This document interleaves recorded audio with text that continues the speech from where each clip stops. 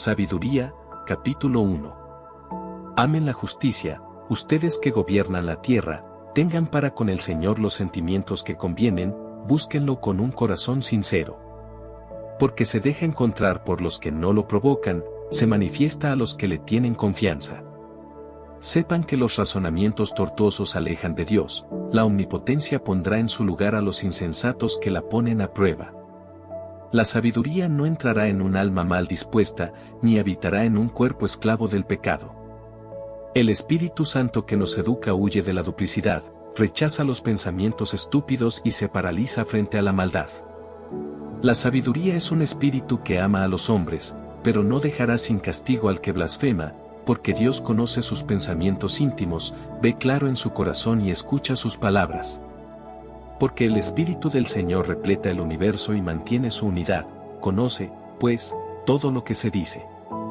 Por eso, cualquiera que tome una decisión injusta no puede escapársele, no quedará sin sanción, éste lo reducirá al silencio.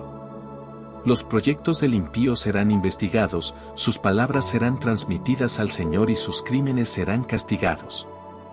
Sepan que hay un oído atento que lo escucha todo, y nada de lo que se murmura se le escapa.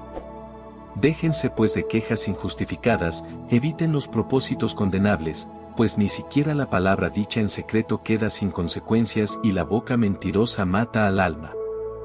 Nada de vida desordenada, eso sería buscar la muerte. No hagan cosas que les acarrearían la desgracia. Porque Dios no hizo la muerte, y no le gusta que se pierdan los vivos. Él creó todas las cosas para que existan. Las especies que aparecen en la naturaleza son medicinales, y no traen veneno ni muerte. La tierra no está sometida a la muerte, pues el orden de la justicia está más allá de la muerte. Los impíos sin embargo llaman a la muerte con gestos y palabras, ven en ella a una amiga y se han prendado de ella, han hecho con ella un pacto y se hacen merecedores de caer en sus manos.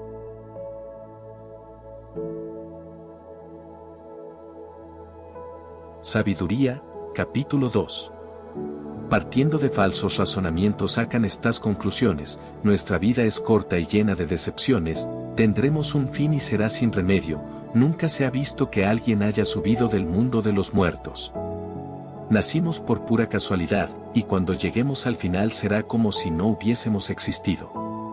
Nuestro soplo vital no es más que el vapor de nuestro aliento, nuestro pensamiento salta como una chispa del latido de nuestro corazón.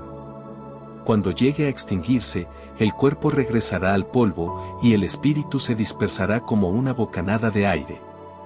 Con el tiempo se olvidarán de nuestro nombre, nadie más pensará en lo que hicimos, nuestra vida pasa como la sombra de una nube, se desvanece como niebla a los rayos del sol.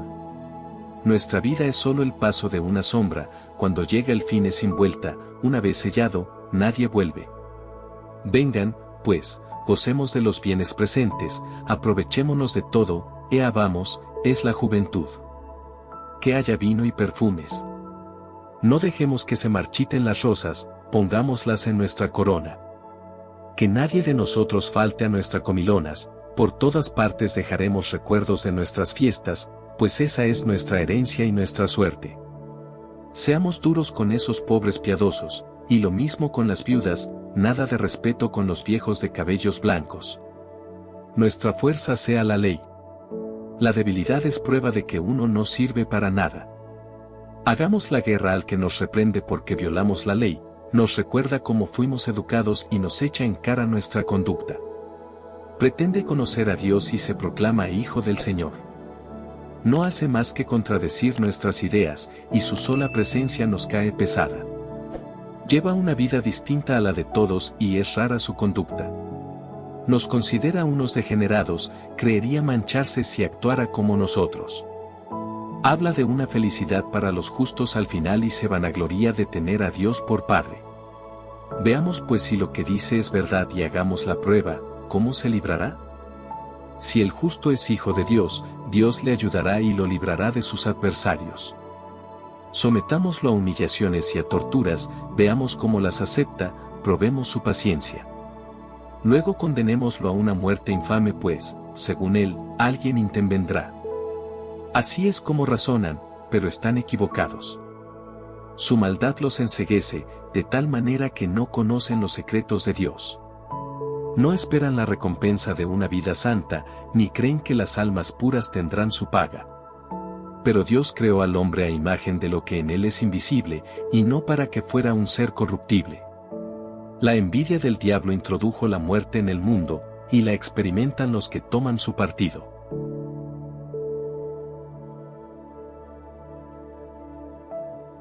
Sabiduría, capítulo 3.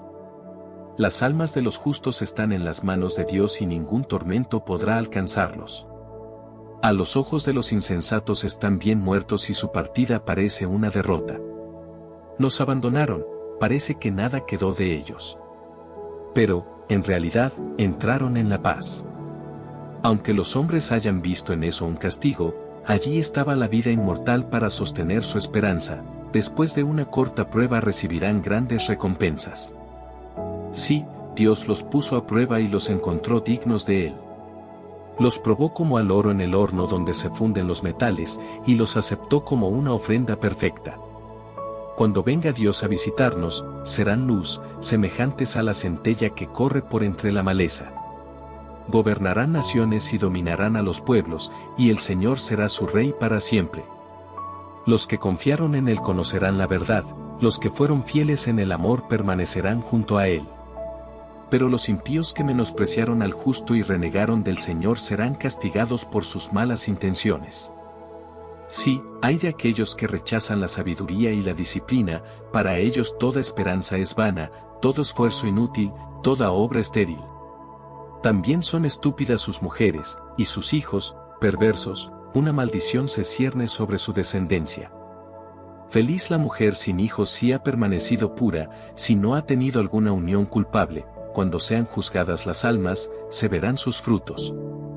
Feliz también el eunuco si no tomó parte en el mal ni tuvo pensamientos de rebelión contra el Señor, su fidelidad será bien recompensada, tendrá un lugar de privilegio en el templo del Señor.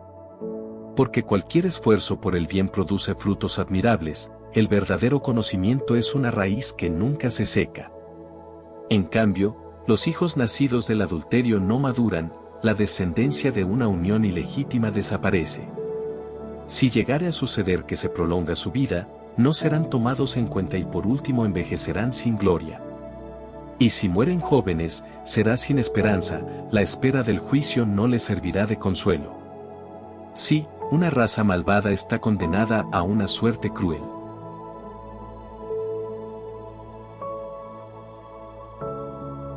Sabiduría, capítulo 4. Más vale no haber tenido hijos pero haber actuado bien, uno será entonces considerado tanto por Dios como por los hombres y dejará un recuerdo imperecedero. A una vida tan recta, se la imita cuando se la ve y se la echa de menos cuando desaparece, en la eternidad recibe la corona de gloria porque triunfó en combates perfectos. Al contrario, la numerosa posteridad de un impío no significa nada, sus retoños bastardos no echarán raíces profundas ni se establecerán en tierra firme. Aunque por un tiempo echen brotes, sus débiles ramas serán sacudidas por el viento y arrancadas por la tempestad. Sus ramas se quebrarán antes de crecer, sus frutos no servirán, demasiado verdes para comerlos, solo sirven para que los boten. En el día del juicio, los hijos nacidos de uniones culpables testimoniarán en contra del pecado de sus padres. El justo en cambio, aunque muera prematuramente, encontrará su descanso. La edad que merece el respeto no depende de la duración de la vida, ni se mide por el número de años.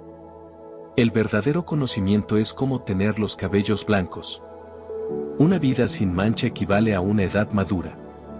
Era recto, agradó a Dios que lo amó, pero como vivía en medio de los pecadores, fue sacado de allí. Dios lo sacó por temor a que el mal corrompiera su inteligencia o que su alma se dejara seducir por la mentira.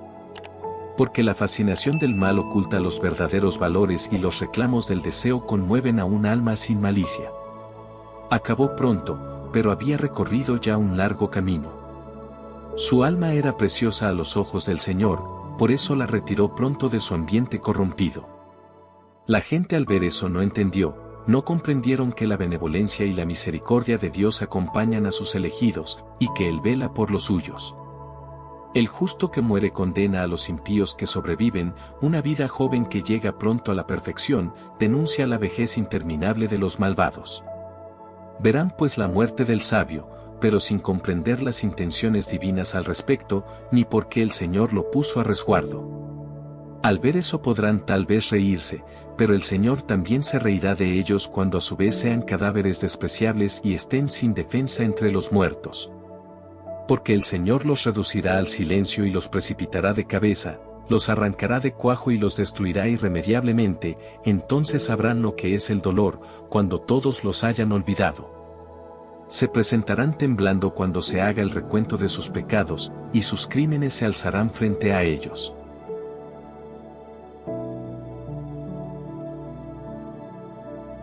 Sabiduría, capítulo 5. Entonces el justo se presentará seguro de sí mismo frente a los que lo persiguieron y que redujeron a nada todos sus esfuerzos. Al verlo comenzarán a temblar de un miedo inmenso, asombrados de ver que se ha salvado contra toda esperanza. Llenos de remordimiento, se dirán, muy angustiados, y con gemidos. Este es al que tomábamos para la risa, el objeto de nuestras bromas, qué imbéciles éramos. Su vida nos parecía una locura, su muerte nos pareció el fracaso final. Y véanlo ahora entre los hijos de Dios, ¿cómo fue que recibió su lugar entre los santos? ¿Cómo nos equivocamos lejos de la verdad? La luz de la justicia no nos iluminó, el sol no se levantó para nosotros. Nos hartamos de injusticias y crímenes, recorriendo desiertos de los cuales no salíamos, en vez de reconocer el camino del Señor. ¿De qué nos sirvió nuestro orgullo? ¿De qué nos valió la riqueza de la que tanto nos enorgullecíamos? Todo eso pasó como una sombra, como un rumor que se disipa, como el navío que corta la espuma del mar, y de cuyo paso no queda huella alguna, ni marca de su quilla en las olas. O como el pájaro que atraviesa el espacio y cuyos vestigios de su carrera nadie encuentra, que no deja ninguna señal de su trayecto. Sus plumas rozaron el aire leve, un silbido se produjo al partirlo, batiendo sus alas se abrió camino, pero después, ¿quién encontró alguna huella de su vuelo? O como una flecha disparada al blanco, el aire que va cortando vuelve sobre sí mismo, sin permitir que se vea su camino. Así también nosotros, apenas nacimos desaparecimos, nos hemos agotado en nuestras malas obras y no tenemos mérito alguno que podamos mostrar. Sí, la esperanza de los impíos es como la paja que se la lleva el viento, o como el copo de nieve que arrastra la tormenta, como el humo disipado por el viento, o el recuerdo de un huésped de un día, que se olvida. Los justos, en cambio, viven para siempre, y su recompensa está junto al Señor, cuidan de ellos en casa del Altísimo.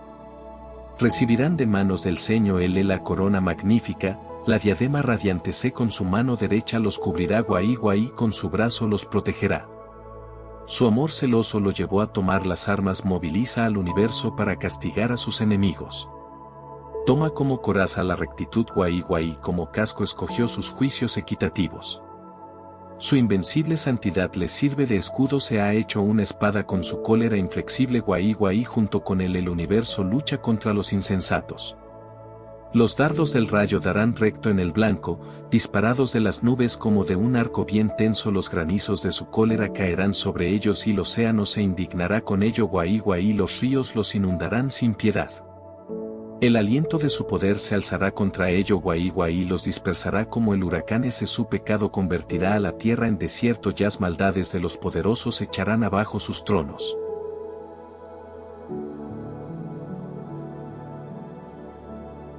Sabiduría, capítulo 6. Oh reyes, escuchen y entiendan. Déjense instruir, ustedes que gobiernan las lejanas tierras. Pongan atención, ustedes que mandan a multitudes, que están tan orgullosos de sus numerosos pueblos. Porque el Señor es quien les dio el poder, y la realeza les viene del Altísimo, Él examinará su comportamiento y pondrá al descubierto las intenciones de ustedes. Ustedes son los representantes de su poder real. Ahora bien, si no han juzgado conforme a la justicia, ni han observado su ley, ni procedido según la voluntad de Dios, los declarará culpables bruscamente, de manera terrible. Porque rigurosa es la sentencia para la gente que tiene un alto puesto. Se tiene compasión de los pequeños y se los perdona, pero los poderosos serán controlados estrictamente.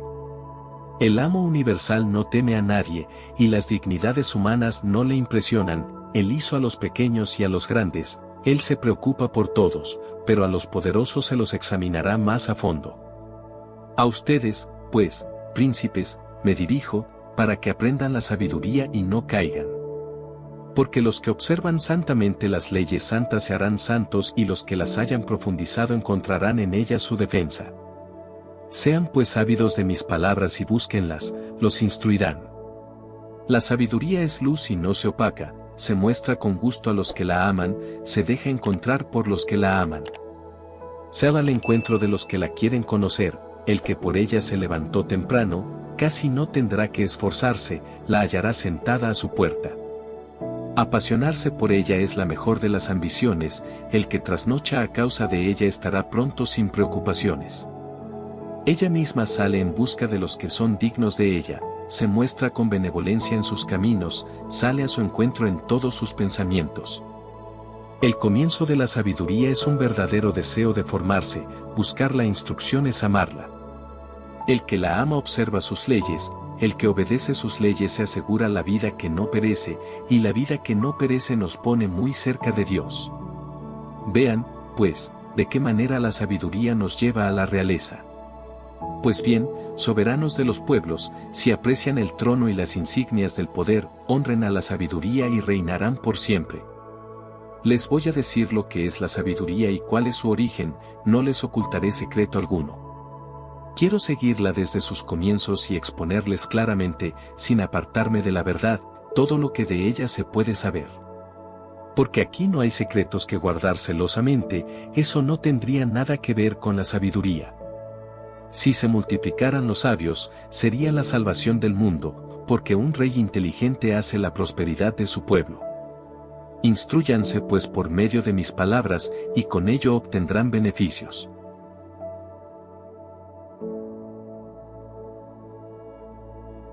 Sabiduría, capítulo 7. No soy más que un mortal como todos los demás, un descendiente del primero que fue formado de la tierra. Mi cuerpo se elaboró en el vientre de mi madre, donde durante 10 meses fui modelado en su sangre, a partir del semen viril y del placer compartido en una cama. Una vez nacido, respiré el mismo aire que los demás, y vine a caer en la misma tierra, lancé el primer grito y lloré como ellos, me envolvieron en pañales y cuidaron de mí. Ningún rey comenzó su vida de otra manera, la vida solo tiene una entrada, y la salida es la misma para todos. Oré y me fue dada la inteligencia, supliqué, y el espíritu de sabiduría vino a mí. La preferí a los cetros y a los tronos, y estimé en nada la riqueza al lado de ella. Vi que valía más que las piedras preciosas, el oro es solo un poco de arena delante de ella, y la plata, menos que el barro. La amé más que a la salud y a la belleza, incluso la preferí a la luz del sol, pues su claridad nunca se oculta. Junto con ella me llegaron todos los bienes, sus manos estaban repletas de riquezas incontables. Recibía con alegría todas esas cosas de que me proveía la sabiduría, pero todavía no sabía que la sabiduría era su madre. Estudié de manera desinteresada, por eso la comparto sin segundas intenciones, es una riqueza que no esconderé. Porque la sabiduría es para los hombres un tesoro inagotable, los que la adquieren se hacen amigos de Dios, debido a los frutos de su educación. Que Dios permita que pueda hablar correctamente de ella y apasionarme por ella en la medida de los beneficios recibidos. Porque Él es quien conduce a la sabiduría y dirige a los sabios. Estamos en las manos de Dios, nosotros, nuestras palabras, nuestras reflexiones y nuestras habilidades. Él me dio el verdadero conocimiento de la realidad, la constitución del universo y las propiedades de los elementos, el comienzo, el fin y el entretiempo, las posiciones del sol y la alternancia de las estaciones, los ciclos del año y el movimiento de las estrellas, las diferentes especies y el comportamiento de las fieras salvajes, el poder de los espíritus y los problemas de los hombres, la variedad de las plantas y las propiedades de sus raíces. Supe, pues, todo lo que está oculto y todo lo que se ve, puesto que la sabiduría que lo ha hecho todo me lo enseñaba. En ella se encuentra un espíritu inteligente, santo, único, múltiple, ágil, móvil, penetrante, puro, límpido, no puede corromperse, orientado al bien y eficaz. Es un espíritu irresistible, bienhechor, amigo de los hombres, firme, seguro, apacible, que lo puede todo y que vela por todo, impregna a todos los otros espíritus por inteligentes, puros y sutiles que sean. La sabiduría es más movible que cualquier cosa, gracias a su fuerza atraviesa y lo penetra todo. Se desprende, como un vapor, del poder de Dios, es una emanación muy pura de su gloria, por eso, nada de sucio se introduce en ella. Es la irradiación de la luz eterna, el espejo sin tacha de la actividad de Dios y la imagen de su perfección. Es una, pero lo puede todo, sin salir de sí misma, lo renueva todo. De generación en generación pasa a las almas santas de las cuales hace amigos de Dios y profetas. Porque Dios solo ama al que vive con la sabiduría. Es más bella que el sol y supera a cualquier constelación, comparada con la luz, le gana, porque la noche sucede al día, mientras que el mal jamás vencerá a la sabiduría.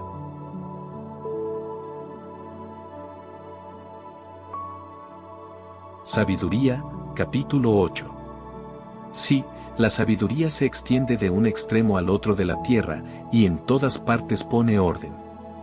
La amé y la deseé desde mi juventud, traté de tomarla por esposa, porque estaba enamorado de su belleza.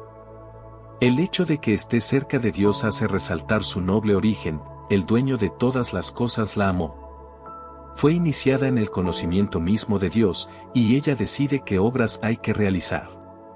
Si lo que se desea en el mundo es la riqueza, ¿acaso hay riqueza más grande que la sabiduría, que todo lo realiza? Y si la inteligencia precede a las obras, ¿quién entre los vivos hace las cosas mejor que ella? ¿Aman ustedes la rectitud?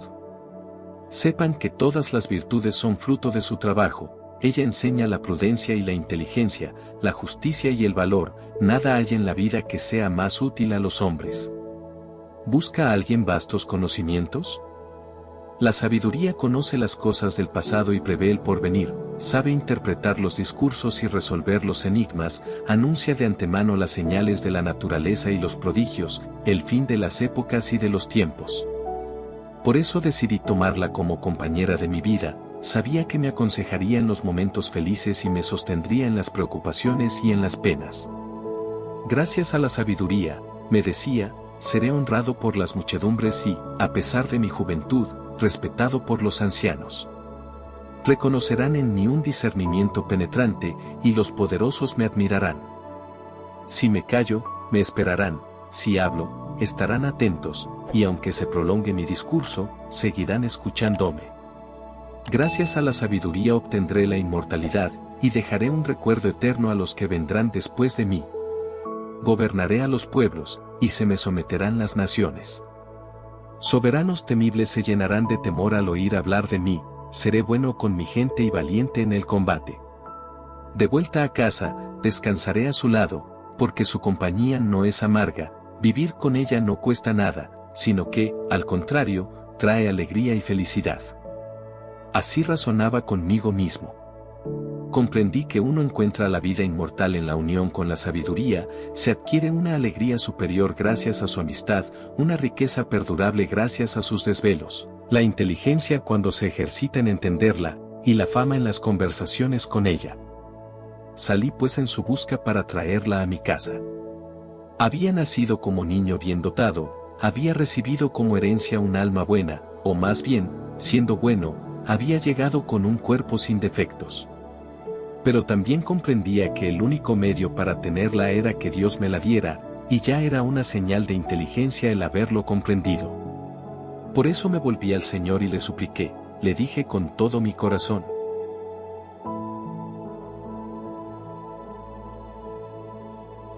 Sabiduría, capítulo 9.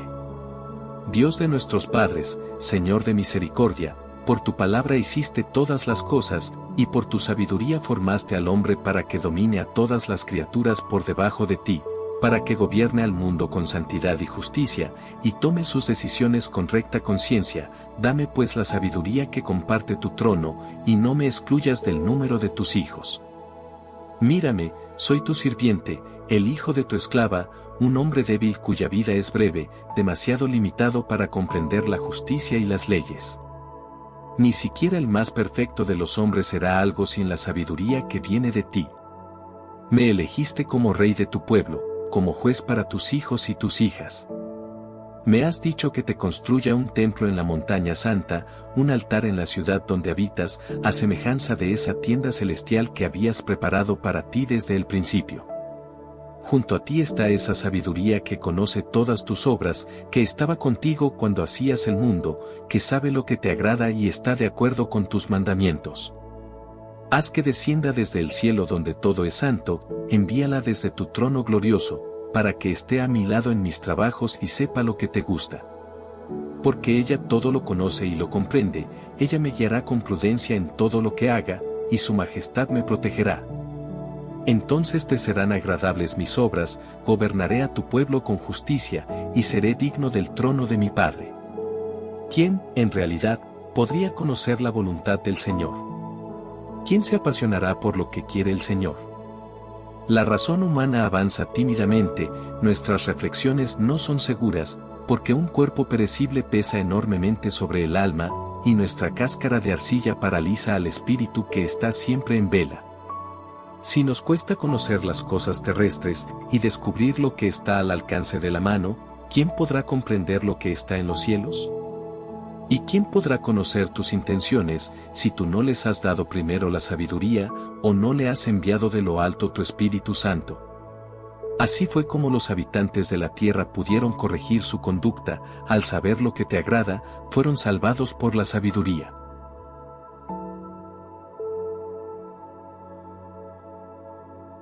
Sabiduría, capítulo 10. La sabiduría protegió al Padre del mundo, a ese primer hombre que fue formado por Dios y que fue creado como único. Lo levantó de su caída y le dio la fuerza para que dominara a todas las cosas. El hombre se alejó de ella, arrastrado por su propio furor, se hizo malo hasta matar a su hermano y se perdió junto con su arrebato. Pero cuando por culpa de él las aguas inundaron la tierra, la sabiduría lo salvó una vez más, ella guiaba su barca. Más tarde los pueblos se juntaron para hacer el mal, y la discordia se instaló en medio de ellos. La sabiduría reconoció entonces a otro justo, lo mantuvo irreprochable delante de Dios y le dio la fuerza para sobreponerse a la ternura por su hijo. Ella también libró al justo en su huida, cuando bajaba el fuego sobre las 5 ciudades para aniquilar a los impíos. Y aún hasta ahora permanece un testigo de su perversidad, una tierra árida y siempre humeante, arbustos cuyos frutos no maduran, una columna de sal en recuerdo de la que no creyó. Los que se apartaron del camino de la sabiduría no solo fueron castigados, perdiendo su felicidad, sino que sus ruinas están allí como un recuerdo para todos los vivos, para que sus pecados no sean nunca olvidados. En cambio la sabiduría libró de sus problemas a los que la servían. Condujo por caminos seguros al justo que huía de la cólera de su hermano. Le mostró el reino de Dios y le permitió que conociera a los santos ángeles. Hizo que tuviera éxito en sus trabajos y que fructificaran sus esfuerzos. Lo defendió contra la avaricia de sus amos y lo hizo muy rico. Lo guardó de sus enemigos y lo protegió de los que le tendían trampas. Le dio la victoria en un rudo combate para hacerle entender que la piedad es más poderosa que cualquier otra cosa. La sabiduría no abandonó al justo cuando lo vendieron, lo preservó del pecado. Descendió con él al pozo y no lo dejó solo en la prisión, muy por el contrario, le confió el poder en el reino y le dio autoridad sobre los que lo habían perseguido. Hizo que quedara al descubierto la mentira de sus calumniadores y le consiguió una gloria que no pasará. La sabiduría arrancó al pueblo santo, a la raza irreprochable de manos de la nación opresora. Entró en el alma de un servidor del Señor para hacer frente a reyes temibles, por medio de señales y prodigios. Le dio al pueblo santo el pago por sus penas, los guió por un camino asombroso. Los cubría con su sombra durante el día y los alumbraba como un astro durante la noche. Los hizo pasar el mar rojo, atravesaron las inmensas aguas. Ella se tragó a sus enemigos, para luego echar sus cuerpos a lo más profundo del mar. De ese modo los justos despojaron a los impíos, cantaron himnos a tu santo nombre, oh Señor. Con un solo corazón te dieron gracias, porque tú los habías librado. Porque el Señor abre la boca de los mudos y hace hablar a los pequeñines.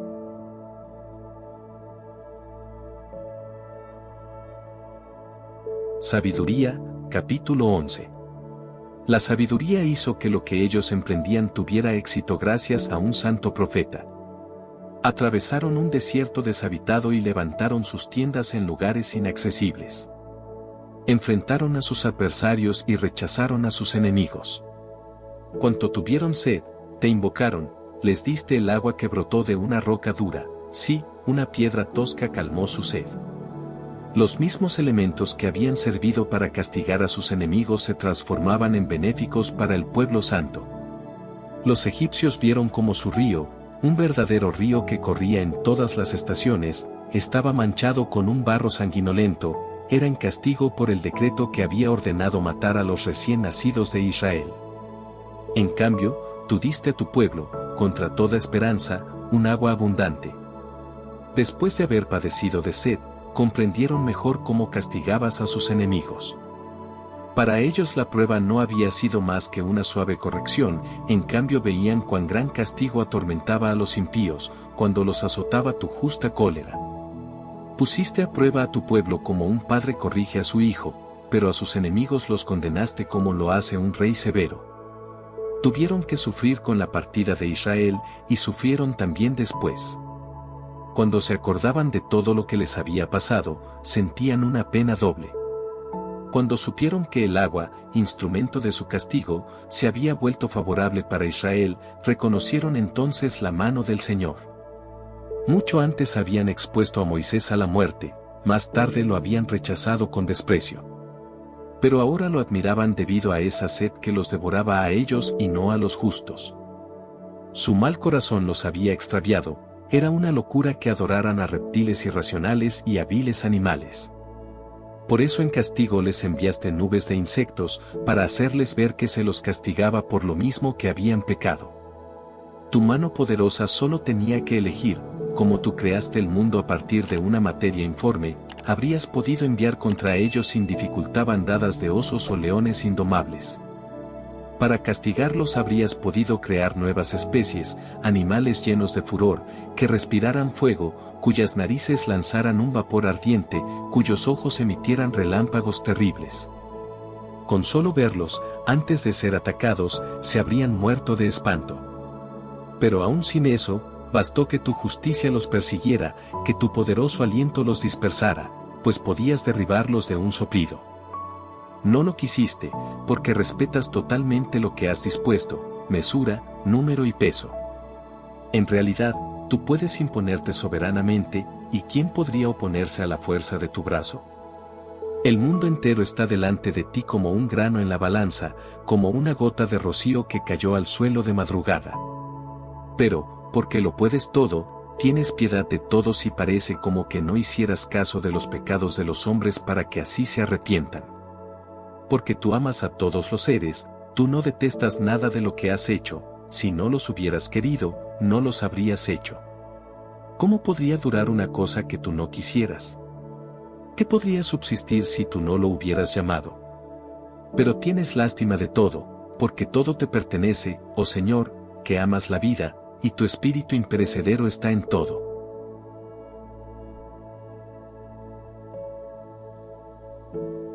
Sabiduría, capítulo 12. Así es como corriges de a poco a los que pecan. Les haces ver, mediante tus correcciones, en que han pecado, para que renuncien al mal y crean en ti, Señor. Así pasó con los antiguos habitantes de tu tierra santa, los aborrecías debido a sus prácticas detestables, su brujería y sus ritos impíos, el asesinato sin piedad de niñitos, los banquetes sanguinarios en que comían la carne humana con la sangre y las entrañas, mientras celebraban sus cultos secretos. Habías decidido acabar con esos padres asesinos de seres indefensos por medio de nuestros padres. Querías que esta a la que quieres más que a las demás, fuese la patria de los hijos de Dios dignos de ella. Pero, incluso con estos antiguos habitantes, diste muestra de moderación porque eran seres humanos. Les enviaste, como vanguardia de tu ejército, avispas para que los destruyeran poco a poco. Sin duda, habrías podido aplastar a los impíos por medio de los justos a través de una batalla, o aniquilarlos de un solo golpe por medio de fieras terribles o con una sola palabra salida de ti. Pero, al castigarlos progresivamente, les dabas oportunidad para que se arrepintieran. No ignorabas sin embargo que su interior era perverso y que su maldad era innata y que no cambiarían, porque su raza había sido declarada maldita desde el principio. De todos modos, no fue por miedo a alguien que dejaste sin castigo sus crímenes. Porque, ¿quién podría decirte, qué has hecho? ¿Quién podría oponerse a tus decisiones? ¿Quién podría llamarte la atención por aniquilar a naciones que tú creaste? ¿Quién te impediría castigar a hombres injustos? Fuera de ti, que te preocupas de todos, no hay otro Dios al que tengas que probarle que no actuaste injustamente. No hay tampoco rey o soberano alguno que puede oponérsete cuando decides castigar. Puesto que tú eres perfectamente justo, lo haces todo con justicia, harías un mal uso de tu poder si condenaras al que no merece ser castigado. Tu fuerza es el fundamento de tu justicia, como eres el dueño de todas las cosas, puedes también perdonarlas. Muestras tu fuerza a los que ponen en duda tu poder absoluto, castigas la audacia de los que lo desafían. Pero, aunque seas un Señor poderoso, juzgas con moderación y nos gobiernas con mucha paciencia, porque eres libre de intervenir cuando quieras. Al actuar así le has mostrado a tu pueblo que el justo debe amar a todos los hombres, y has dado a tus hijos esa dulce esperanza de que después del pecado les permites que se arrepientan. Incluso con los cananeos, enemigos de tus hijos y dignos de muerte, actuaste con moderación e indulgencia para darles tiempo y oportunidad a que se convirtieran. Pero con tus hijos actuaste todavía con más miramientos, ya que estabas ligado a sus antepasados por juramentos, alianzas y tantas otras bellas promesas.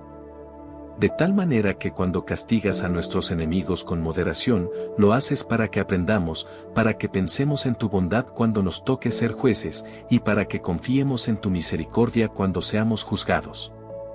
A los que vivían alocadamente en el mal, los castigaste por medio de sus ídolos abominables.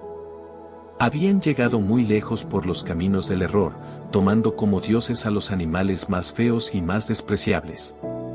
Se habían dejado engañar como niños sin juicio. Así como a niños que no piensan, les dirigiste primero una leve advertencia, pero no comprendieron esos benignos reproches, así que merecían experimentar el juicio de Dios. En medio de sus sufrimientos, se indignaron con esos animales a los que habían tomado por dioses y que ahora se transformaban en los instrumentos de su castigo.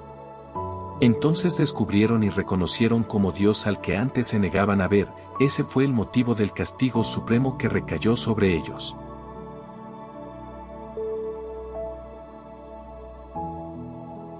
Sabiduría, capítulo 13. La incapacidad natural del hombre se revela en su ignorancia de Dios. Todo lo que admiran por su valor no los llevó a conocer al que es. Se quedaron con las obras y no reconocieron al artesano. Consideraron como dioses que gobiernan el mundo tanto al fuego como al viento, a la brisa, el firmamento estrellado, el agua impetuosa o las luminarias del cielo. Fascinados por tanta belleza, los consideraron como dioses, pero entonces, ¿no debieron haber sabido que su soberano es todavía más grande? Porque solo son criaturas del que hace que aparezca toda esa belleza. Si estaban impresionados por su fuerza y su actividad, debieron haber comprendido que su Creador es más poderoso aún. Porque la grandeza y la belleza de las criaturas dan alguna idea del que les dio el ser. Pero, quizás no haya que criticar tanto a esa gente, tal vez se extraviaron cuando buscaban a Dios y querían encontrarlo. Reflexionaban sobre las criaturas que los rodeaban, y lo que veían era tan hermoso que se quedaron con lo exterior. Pero ni aún así están libres de culpa, si fueron capaces de escudriñar el universo, ¿cómo no descubrieron en primer lugar al que es su dueño? Cuánta más pena dan los que ponen su confianza en cosas muertas, y que dan el nombre de dioses a lo que ha salido de manos humanas, oro, plata cincelada, figuras de animales, y hasta la piedra inservible y que un buen día fue esculpida por alguien. Tomemos por ejemplo a un leñador, aserrucha un árbol que no le cueste mucho transportar, raspa cuidadosamente la corteza, luego lo corta con destreza y se hace un mueble cualquiera de uso corriente. Los restos de la obra los emplea para cocer su comida y así recuperar sus fuerzas.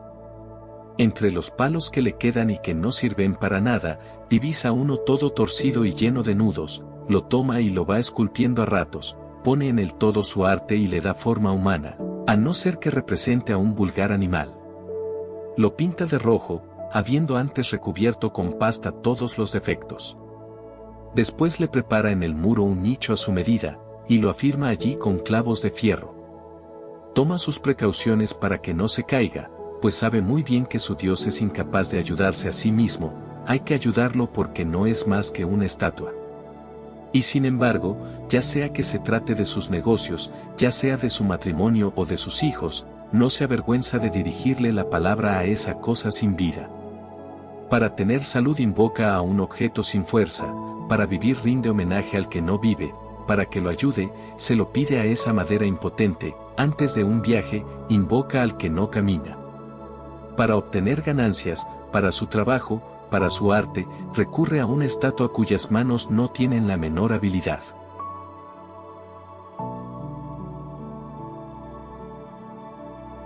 Sabiduría, capítulo 14. Veamos a otro que se prepara para embarcarse. Antes de enfrentar el furor de las olas, invoca a un pedazo de madera más frágil aún que la embarcación que lo llevará. Ese barco nació del afán de ganar plata, y el arte del técnico lo confeccionó, pero es tu providencia, oh Padre, la que lo conduce. Tú has abierto un camino en el mar y trazado una ruta segura por entre las olas. Así nos demuestras que puedes salvarnos en cualquier parte, aunque uno se embarque sin gran experiencia.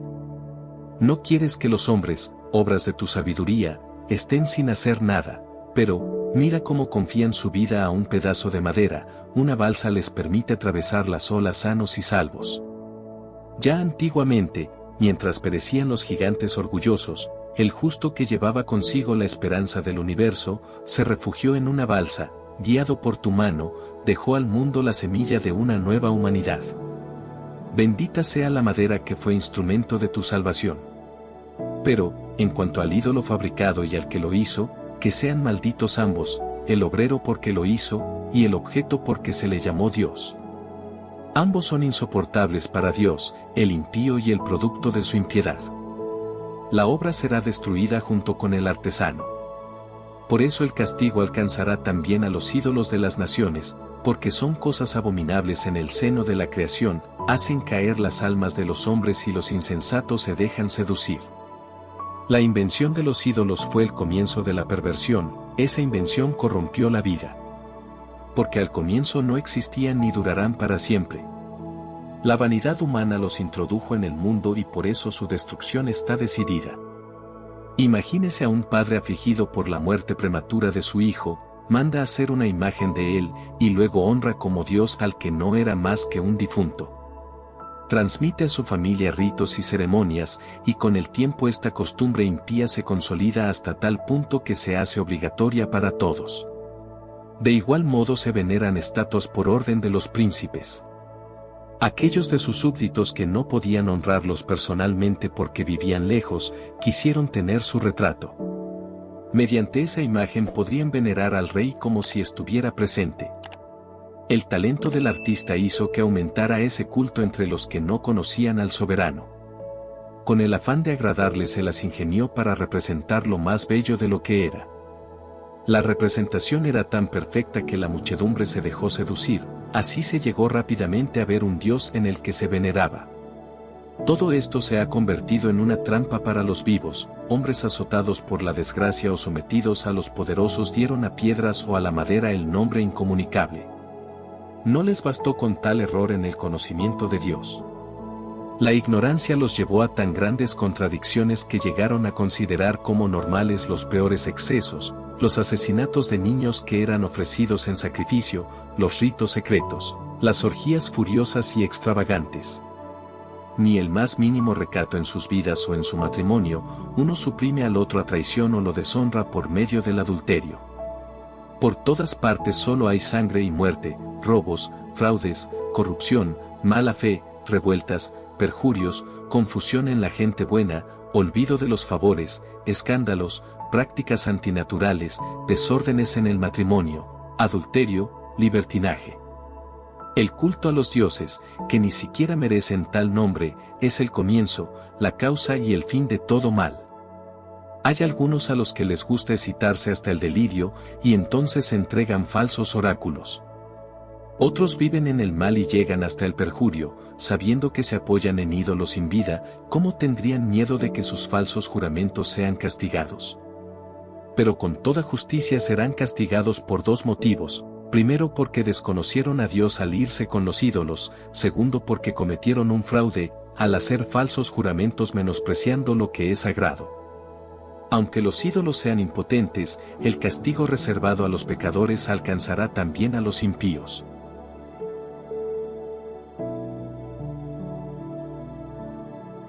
Sabiduría, capítulo 15. Pero tú, oh Dios nuestro, eres bueno y veraz, tú eres paciente y gobiernas el universo con misericordia. Aunque pequemos, somos tuyos, pues reconocemos tu poder, pero, sabiendo que somos tuyos, evitaremos el pecado. Toda la rectitud consiste en conocerte, reconocer tu poder es el punto de partida de la inmortalidad. Nosotros no nos hemos dejado engañar por una invención mentirosa de los hombres, por esas obras inútiles de los artistas, esos ídolos embadurnados de colores. Solo conmueven a los insensatos, que pueden excitarse por la belleza inanimada de imágenes muertas. En verdad, los fabricantes de imágenes solo buscan su desgracia y la tienen bien merecida, y lo mismo los que creen en ellas y las adoran. Veamos ahora a un alfarero: moldea concienzudamente la blanda arcilla, modela para nuestra utilidad toda clase de objetos. De la misma masa saca utensilios destinados a usos nobles y otros, a usos ordinarios. ¿Para qué servirá tal o cual cántaro? Eso lo decide el alfarero. Con la misma arcilla elabora la estatua de un dios falso, cuánto trabajo perdido por un hombre justamente salido de la tierra y que dentro de poco volverá a ella cuando le pidan de nuevo su alma. No reflexiona que tendrá que morir y que su vida es breve, solo piensa en rivalizar con los orfebres y los fundidores de plata, imita a los que cuelan el bronce y se gloría de fabricar cosas falsas.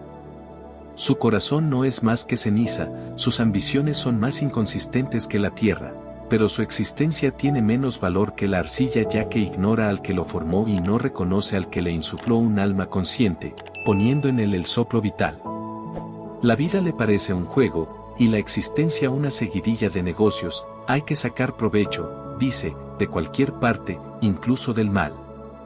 Ese hombre sabe mejor que los otros que peca al fabricar de un mismo barro, cosas e imágenes divinas. Pero los enemigos de tu pueblo, los que lo oprimieron, eran realmente insensatos, y merecían más lástima que pobres niños ingenuos. Habían adoptado como dioses a ídolos venidos de todas las naciones, imágenes incapaces de ver con sus ojos, respirar con su nariz, oír con sus oídos, que no podían ni tocar con sus dedos ni caminar con sus pies. Eso era normal pues fue un hombre quien las hizo. El que las elaboró no tenía más vida que la que se le dio, y ni siquiera era capaz de hacer un dios que se le asemejara, porque sus manos impías de mortal solo producían cosas muertas. Ese hombre tiene más valor que los objetos que adora, él por lo menos vive, pero estos, jamás. Esa gente adora hasta a las fieras más repugnantes, porque de hecho son más estúpidas que las demás. Estas no tienen absolutamente nada de atrayente y espantan cualquier deseo de alabar a Dios y de darle gracias.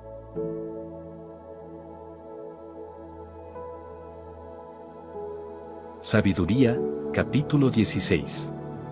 Por eso nuestros perseguidores fueron justamente castigados por animales de ese género y atormentados por una multitud de insectos. En cambio a tu pueblo, en vez de castigarlo, lo colmaste de favores, le enviaste un alimento maravilloso, codornices, para saciar su hambre voraz. Cuando nuestros enemigos tenían hambre, sintieron asco ante el aspecto horroroso de los animales que les enviaste, Tu pueblo, en cambio, después de una breve privación, disfrutó de un alimento exquisito.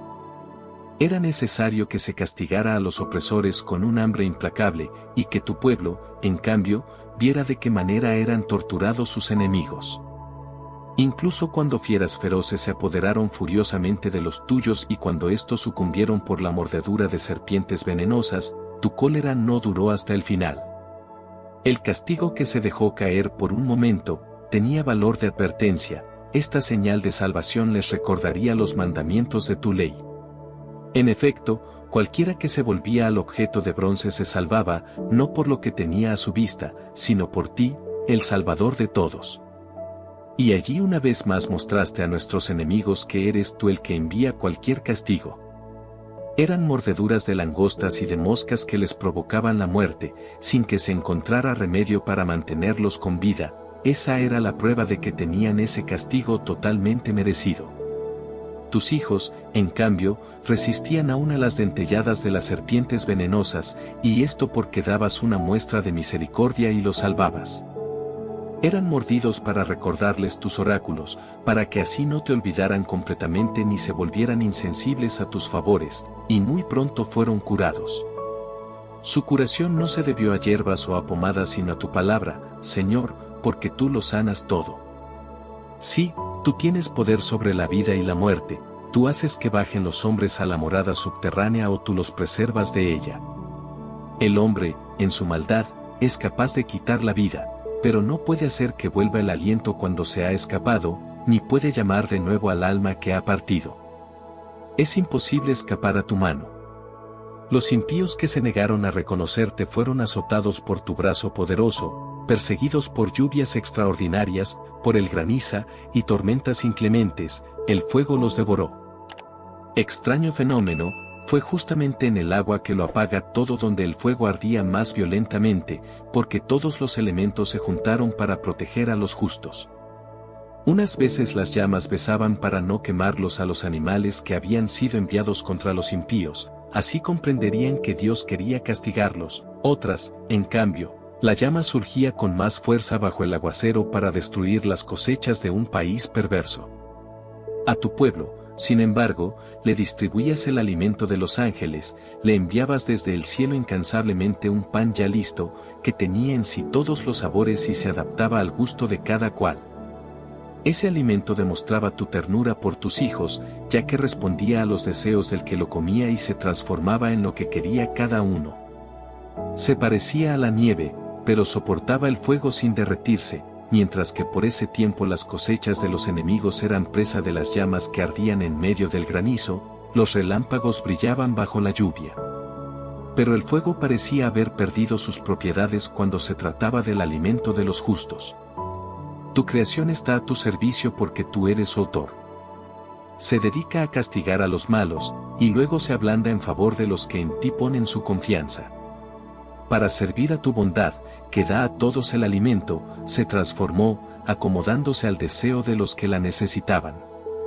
Así aprendieron tus hijos muy queridos, Señor, que no son los productos de la tierra lo que alimenta al hombre, sino que es tu palabra lo que sostiene a los que creen en ti.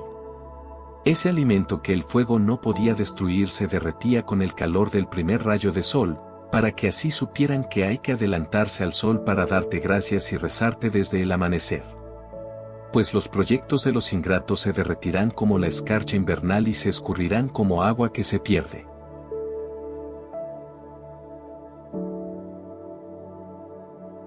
Sabiduría, capítulo 17.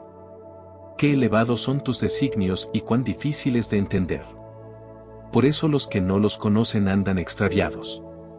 Los impíos pensaban someter bajo su poder a la nación santa, pero se encontraron cautivos, prisioneros de una larga noche, encerrados bajo sus propios techos, desterrados lejos de tu infalible protección. Pensaban esconderse junto con sus pecados bajo el velo del olvido, pero fueron dispersados, sometidos a terribles horrores, aterrorizados por fantasmas. Los escondrijos donde se refugiaron no los pusieron al abrigo del miedo, ruidos espantosos resonaban a su derredor y se les aparecían espectros lívidos, de rasgos lúgubres. Ningún fuego podía alumbrarles, y el brillante resplandor de las estrellas no se atrevía a traspasar esa sombría noche. La única cosa que podían ver era de un fuego terrible que no se extinguía, y cuando esa visión había ya desaparecido, en su terror exageraban todavía lo que acababan de ver. Las artimañas de la magia no sirvieron para nada, y su pretendida sabiduría recibió un tajante desmentido, porque aquellos que se jactaban de sanar a los espíritus de sus perturbaciones y de sus temores, eran presa de un miedo ridículo. Aunque no hubiera nada que temer, el simple paso de un animal o el silbido de una serpiente bastaba para aterrorizarlos, se morían en convulsiones de miedo, no atreviéndose a mirar ese aire que nos rodea y del cual nadie podría huir. Porque la maldad es miedosa, se condena a sí misma. Perseguida por su conciencia, espera siempre lo peor. Tener miedo es simplemente renunciar a la ayuda de la razón, mientras menos se cuenta con esa ayuda interior, más aumenta la causa desconocida de sus sufrimientos. Esa noche había surgido de un mundo infernal, mundo de la impotencia, se había apoderado de ellos durante el sueño y los mantenía en la impotencia. A lo largo de toda esa noche, se veían perseguidos por espectros y permanecían clavados en su sitio, un miedo horrible y súbito los embargaba. Cada uno permanecía donde había caído, inmovilizado en esa prisión sin grillos. Fuera labrador, pastor o trabajador solitario, cada uno había sido tomado de improviso, sin poder resistir, una misma oscuridad los tenía a todos encadenados. Todo los llenaba de terror y los paralizaba. El murmullo de la brisa, el gorjeo de un pajarito entre las ramas, o el ruido regular de una cascada, o el estruendo de un desmoronamiento de piedras en una pendiente, o la carrera invisible de animales saltando, o aún el aullido de las fieras salvajes y el eco retumbante en las gargantas de las montañas. El resto del mundo disfrutaba de una brillante luz sin que nada le impidiera realizar sus trabajos, sobre ellos en cambio pesaba una abrumadora noche, imagen de las tinieblas que les tocarían en suerte un día. ¿No eran en sí mismos más pesados que las tinieblas?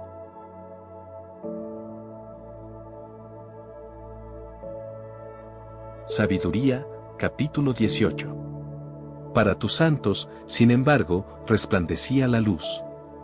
Los egipcios no los veían, pero los oían y pensaban que habían tenido mucha suerte al librarse de ellas. Además les agradecían que no se vengaran después de todo lo que habían sufrido, y les pedían perdón. En vez de esa oscuridad diste a tu pueblo una columna de fuego para que los guiara en su viaje a la aventura, su gloriosa migración se iba pues a hacer bajo un sol que no los quemaría. Los egipcios merecieron esa privación de la luz, esas tinieblas que los aprisionaban, ¿no habían ellos acaso retenido cautivos a tus hijos que debían llevar al mundo la luz inapagable de tu ley? Quisieron exterminar a los recién nacidos del pueblo santo, Moisés fue el único que se salvó entre los que eran abandonados. Para castigarlos, hiciste perecer a un gran número de ellos, luego los ahogaste a todos juntos en el mar impetuoso. Esa noche había sido anunciada a nuestros padres, para que supieran después valorar tus promesas y depositaran en ellas su confianza. Tu pueblo, pues, aguardaba el momento en que los justos serían salvados y sus enemigos, arruinados. Al castigar a nuestros adversarios cubriste de gloria a tus elegidos, es decir, a nosotros mismos.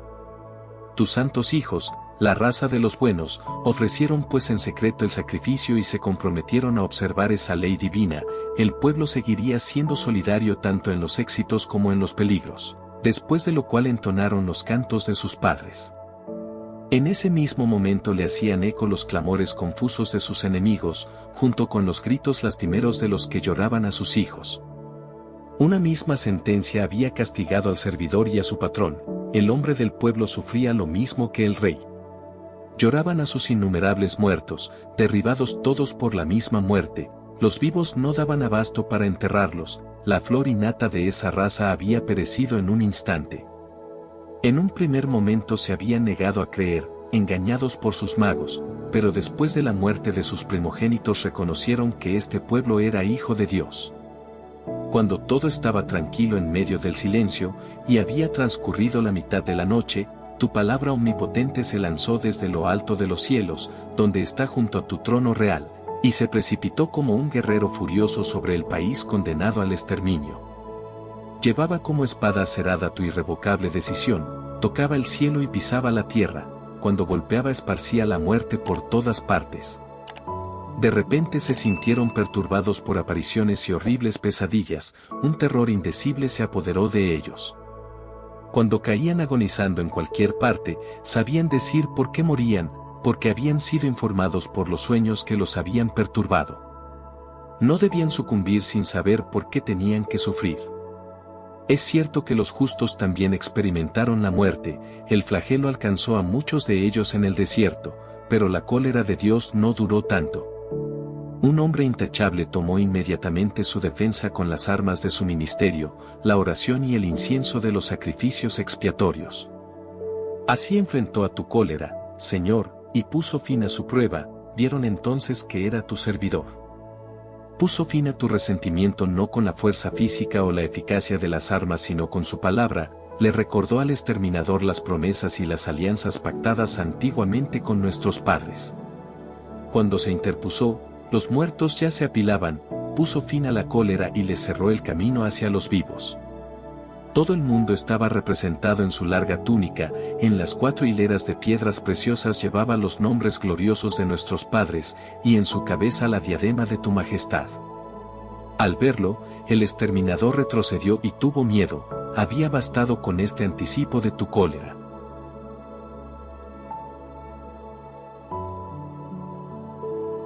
Sabiduría, capítulo 19.